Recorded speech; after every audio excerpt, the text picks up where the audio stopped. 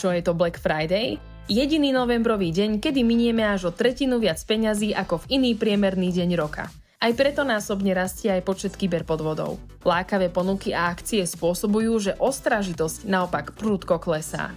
Slovenská sporiteľňa upozornila na odvrátenú stranu Black Friday jednoduchým odkazom. Čierny piatok totiž môže naozaj znamenať aj kompletne vybielený účet.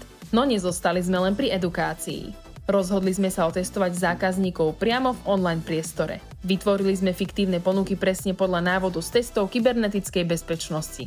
Banery obsahovali gramatické hrúbky, nereálne ponuky a silný časový tlak. Podozrivé prvky sme prehnali, aby pôsobili odstrašujúco, tak aby na ne nik príčetný neklikol. Čo myslíte? Klikol? Klikol. Tentokrát sa však našťastie nedostal na stránku, kde by mu ukradli osobné údaje, ale na edukačný web Slovenskej sporiteľne.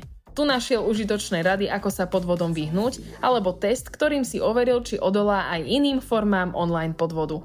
Výsledky? Naše triky banery zaznamenali spolu vyše 15 000 kliknutí. Išlo o tisícky ľudí, ktorí by s vysokou pravdepodobnosťou podľahli podvodníkom a prišli by o svoje údaje či peniaze. Našťastie boli presmerovaní na náš edukačný web. Varovanie nám pomohli šíriť aj obchodný dom Nike či influenceri Patra Bene, Plush Boys a Gracioso. Ich príspevky zachytilo vyše 250 000 followerov. S využitím etického hackingu sa nám podarilo zacieliť potenciálne obete podvodov. Naučili sme ich chrániť sa, aby sa čierny piatok neskončil s vybieleným účtom.